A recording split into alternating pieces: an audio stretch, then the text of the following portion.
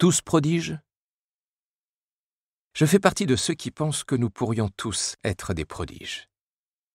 Le problème ne vient pas de nos capacités, mais de notre définition du terme prodige, qui est au fond très puérile. Prenons le quotient intellectuel, QI, qui procède typiquement du règne de la quantité, diagnostiqué par René Guénon. À l'origine, il relève du facteur G, développé par le psychologue anglais Charles Spearman.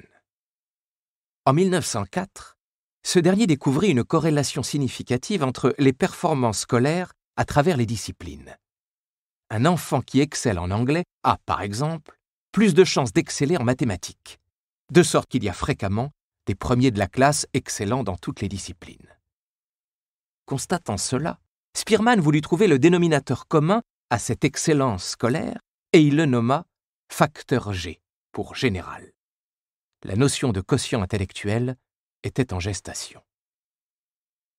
On ne peut dissocier les découvertes de Spearman de la tendance générale à l'eugénisme et à l'hygiène sociale qui prévalait à l'époque.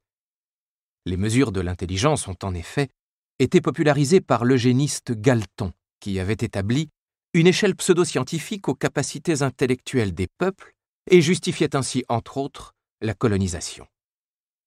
Or, ce que Spearman observait, c'était une forte corrélation dans la nature intellectuelle des épreuves scolaires, rien de plus. Ce qu'un élève doit mobiliser pour avoir une bonne note en anglais n'est pas très loin de ce qu'il doit mobiliser pour en avoir une aussi bonne en mathématiques. En aucun cas, l'école ne capture toute la vie.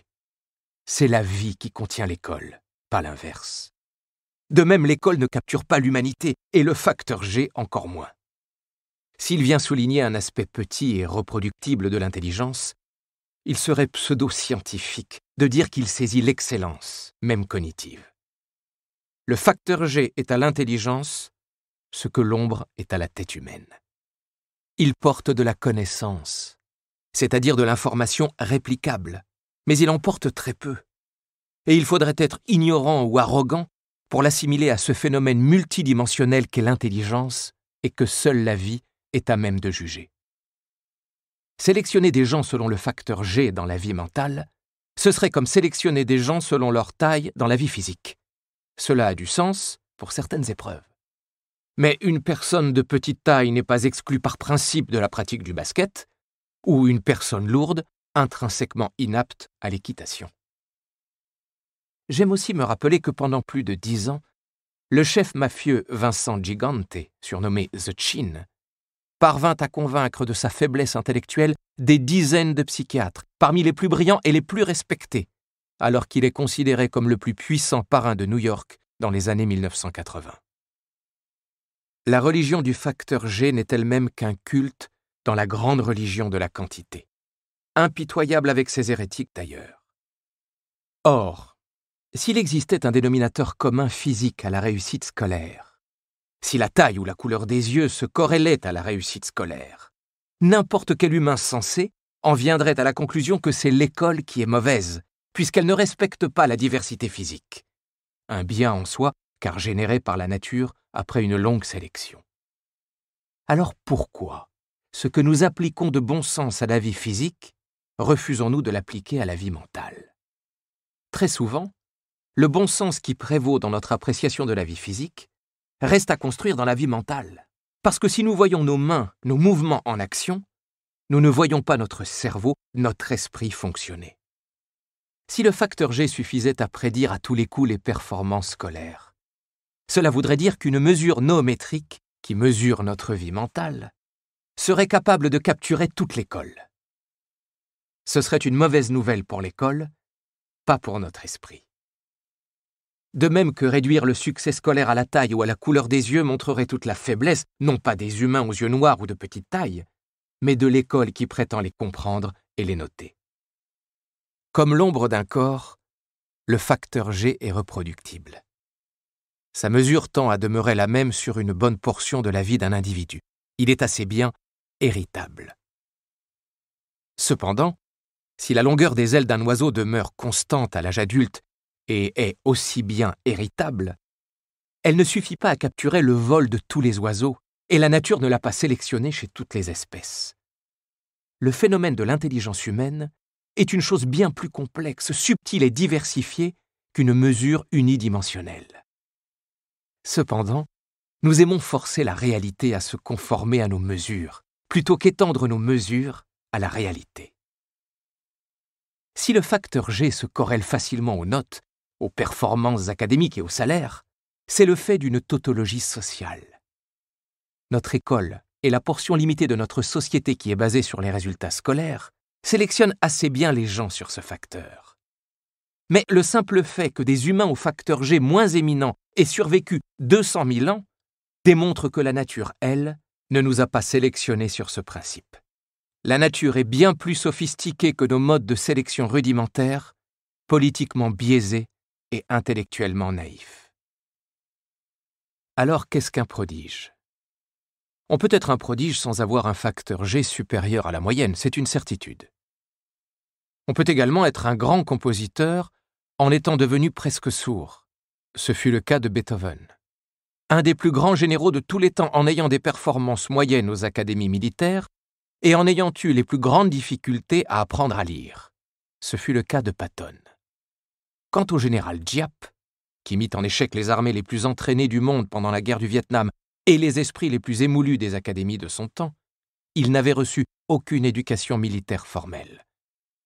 C'est ça la réalité, qu'elle entre ou non dans les cases de nos préjugés.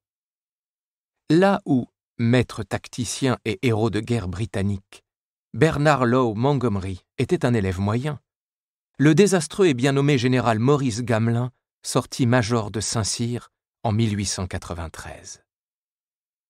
J'ai appris cette leçon d'un grand policier et diplomate français. Ce sont les circonstances qui font les héros. Leur formation seule n'est pas déterminante. Si ce principe devait être vérifié, cela signifierait que nos techniques de sélection ne sont que de pâles copies de celles qui prévalent dans la vraie vie, qui est à la fois plus ancienne, plus vaste et plus diversifiée que la vie notée, dont fait partie la vie scolaire. La vie notée est à la vraie vie ce que le cheval de bois est au vrai cheval. Vous pouvez avoir échoué à une multitude d'examens sur cheval de bois et exceller sur un vrai cheval par la suite, laissant loin derrière vous les premiers de la classe. Or, dans la société que nous créons, celui qui excelle sur un cheval véritable sans être passé par le cheval de bois, on le traite d'imposteur ou d'arriviste. L'humain est ainsi fait. Mais ce bizutage est le réflexe des faibles d'esprit. Si votre vie entière repose sur un cheval de bois, il vous sera plus facile d'affirmer que le cheval véritable n'est qu'une légende. On nous a fait croire que la vraie vie, professionnelle, scientifique, ne pouvait plus exister sans la vie notée. C'est pourquoi un scientifique doit passer son temps à surveiller sa note dans les classements de citations, sans quoi il n'existe pas. Pour avoir voulu très tôt libérer ma vie mentale de la vie notée, j'ai appris une sagesse essentielle. La vie réelle peut contenir la vie notée. La vie notée ne peut pas contenir la vie réelle. La première est plus ancienne, plus vénérable, plus vraie et plus noble que l'autre, qui a fait sur elle un coup d'État. Quiconque critique ce coup d'État s'expose à des punitions redoutables, car le système par lequel la vie notée a décapité la vie réelle et s'est couronné à sa place possède tous les attributs d'une religion sadique, avec ses prêtres, son inquisition et ses expiations.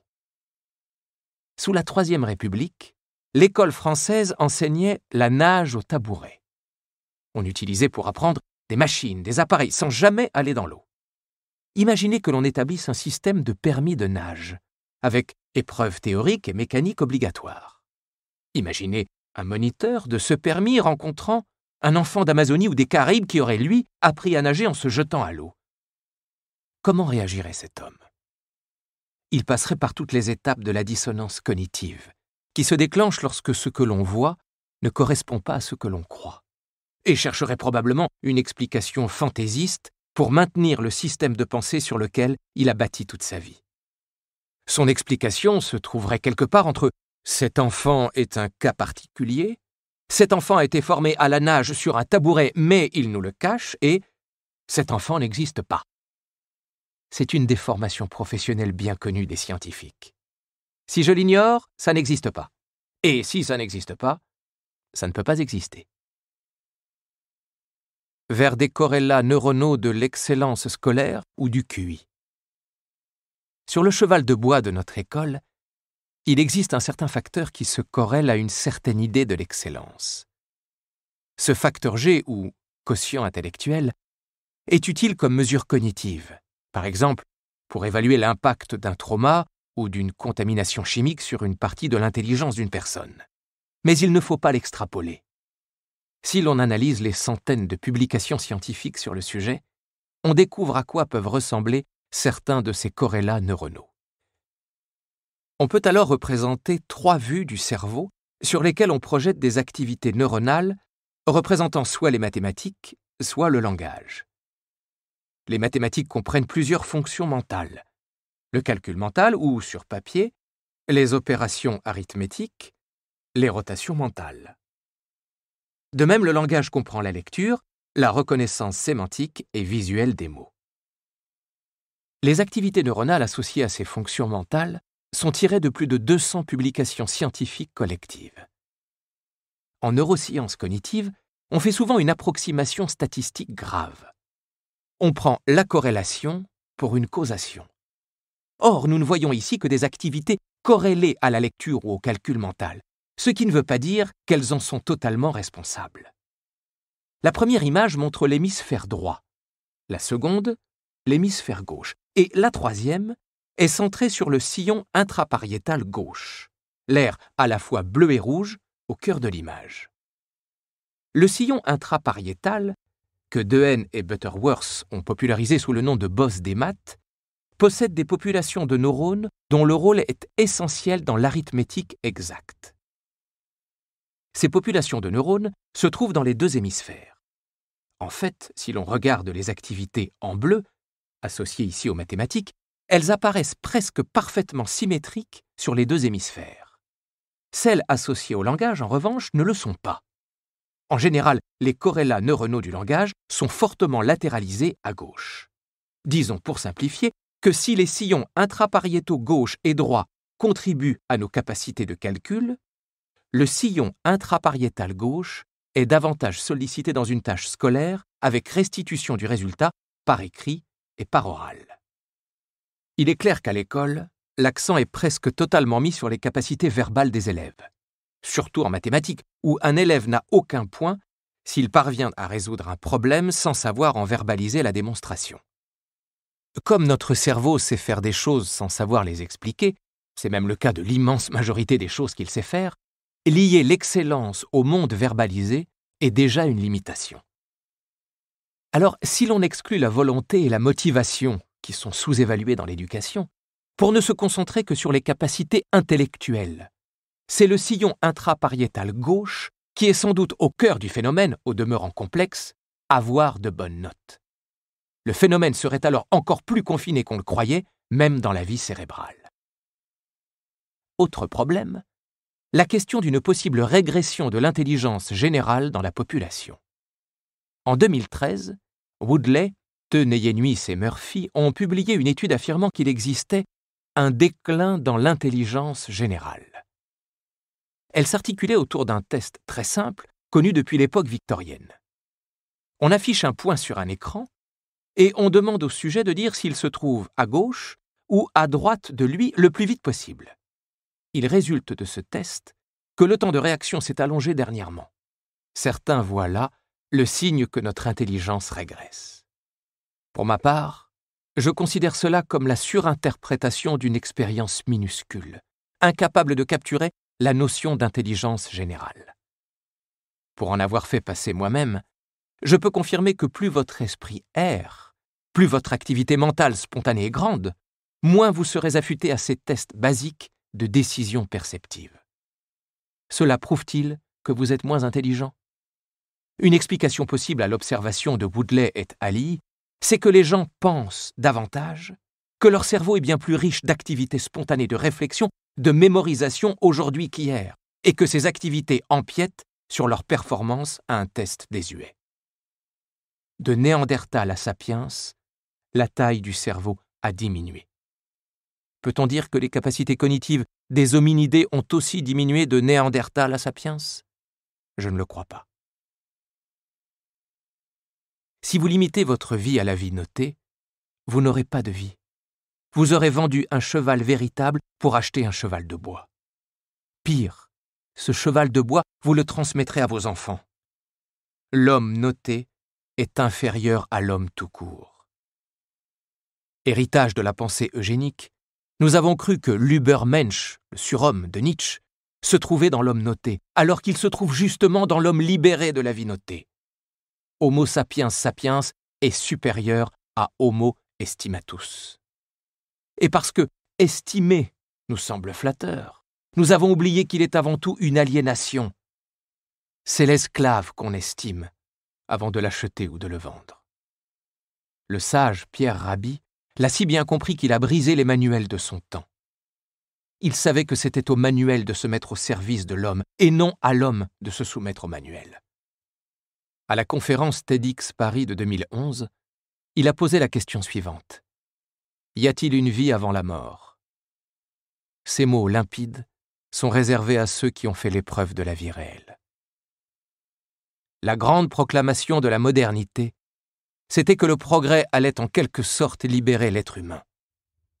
Mais moi, quand je prenais l'itinéraire d'un être humain dans la modernité, je trouvais une série d'incarcérations, à tort ou à raison. De la maternelle à l'université. On est enfermé, on appelle ça un bahut. Tout le monde travaille dans des boîtes, des petites, des grandes boîtes, etc. Même pour aller s'amuser, on y va en boîte. Bien sûr, dans sa caisse, hein ? Bien entendu. Et puis vous avez la dernière boîte, où on stocke les vieux. En attendant la dernière boîte que je vous laisse deviner. Voilà pourquoi je me pose la question. Existe-t-il une vie avant la mort ? Autrefois, nous existions par nous-mêmes, pas par notre fonction. Mais les structures tribales se solidifiant et s'amplifiant avec l'urbanisation, la fonction a pris le pas sur l'être. Je ne crois pas que Shakespeare, pourtant, ait affirmé un jour « faire ou ne pas faire, telle est la question ». Pierre Rabhi a raison. Nous avons créé une grande diversité de boîtes, mentales, culturelles ou physiques, dans lesquelles nous avons pris l'habitude de nous enfermer systématiquement. Cet enfermement est une telle condition de notre vie que bien souvent nous ne pensons pas à nous définir autrement que par la boîte où nous nous sommes rangés. Notre cerveau est effectivement soumis à une succession d'incarcérations que nous finissons par intégrer dans nos schémas de pensée. Car penser dans un schéma est plus rapide à long terme que de penser en dehors, de sorte que le schéma est à la pensée ce que l'industrie est à l'agriculture. Un outil, mais aussi une limitation, une standardisation, un conditionnement et un appauvrissement intrinsèque du goût et de la diversité, donc de l'adaptabilité. Au milieu du XIXe siècle, une gigantesque famine a frappé l'Irlande. Quasiment toutes les patates du pays étaient alors issues d'un même clonage. Lorsque le mildiou les a attaquées, cette absence de diversité a rayé la production de la carte, plongeant le pays dans la crise la plus tragique de son histoire contemporaine. Si l'appauvrissement de la biodiversité peut nous ruiner en quelques jours, il en va de même pour l'appauvrissement de la diversité mentale, à laquelle notre éducation a contribué elle aussi. Notre éducation est à notre cerveau ce que l'agriculture industrielle est aux plantations. Appauvrir la biodiversité nous ruine, appauvrir la no-diversité nous ruine plus encore. Même Bill Gates, qui n'a pas échappé à la vie notée puisque dans nos sociétés, la fortune est la note la plus respectée, avouait un jour « J'ai échoué à mes examens.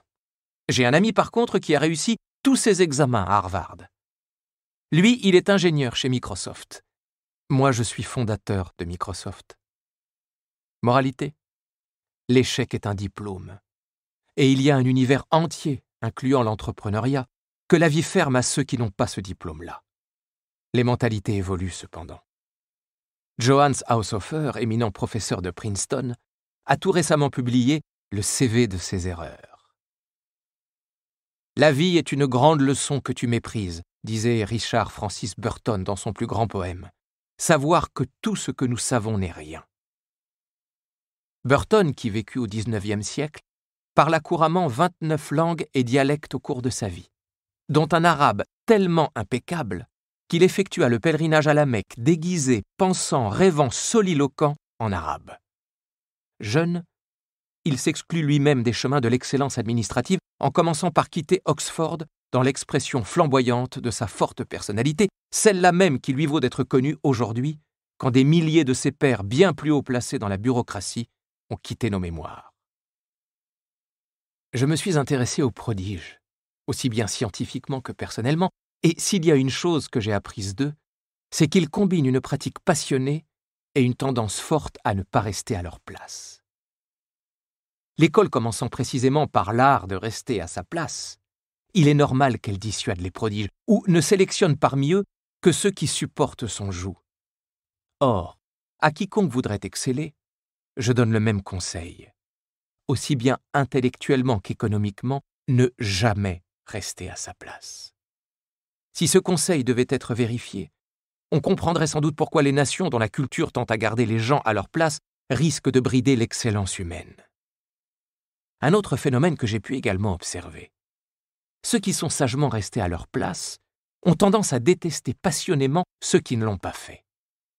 On ne peut pas leur en vouloir, leur confrontation avec les dissidents est psychologiquement insupportable parce qu'elle les renvoie à un choix décidé d'avance. Admettre qu'ils auraient pu ou dû quitter le troupeau des gens marqués au fer. Mais si vous ajoutez à ce syndrome la douleur de la marque au fer rouge, vous comprenez mieux encore la haine des gens marqués envers ceux qui ne le sont pas. De cette observation, j'ai tiré un grand respect pour ces nègres marrons qui ne restent jamais à leur place. Notre monde postmoderne en crise a besoin d'eux. Une tendance notable chez les prodiges, et qu'a bien relevé le psychologue K. Anders Ericsson, c'est la pratique délibérée. Le prodige ne pratique pas parce qu'on le lui demande, mais parce qu'il adore ça. Léonard de Vinci affirmait que l'amour est la source de toute connaissance. Le prodige, en effet, travaille par amour. Il ne travaille pas pour une note, pour un prix ou pour la reconnaissance de ses pairs, il le fait pour lui, par désir inconditionnel de ce qu'il produit. C'est là que se situent les Léonard, les Paul Cohen, ce prodige mathématique qui démontra que l'hypothèse du continu, un problème sublime, ne pouvait être tranchée dans la théorie ZFC des ensembles, et qui se refusait à faire une revue bibliographique avant de travailler. Ou encore les Grigori Perelman, génial démonstrateur de la conjecture de Poincaré, qui refusa de soumettre son travail aux revues étriquées de ses pairs et rejeta aussi bien la médaille Fields que le million de dollars qui lui revenait au titre du prix Clay. Là encore, se situait Nikola Tesla, le Léonard du XXe siècle, qui avait des décennies d'avance sur ses pairs et ne travaillait ni ne pensait comme eux. Là encore, se situerait Emily Dickinson et tant d'autres. Nous reviendrons à cette notion de pratique délibérée, car elle est essentielle pour comprendre la notion d'expertise et au-delà, celle de génie. Reprenons le cas de Nelson Davis, un des plus incroyables athlètes de la mémoire aujourd'hui. Cet homme n'est pas né avec une disposition particulière pour la mémorisation. C'est la contemplation du déclin cognitif de sa grand-mère souffrant de maladie d'Alzheimer qui a déclenché sa passion pour la mémorologie. Né en 1984, il a concouru pour la première fois en 2009 et battu par la suite des athlètes dont les pairs pouvaient confirmer la prédisposition naturelle à la mémorisation. La leçon de Davis, c'est que la pratique délibérée, même relativement tardive, peut surpasser les facilités.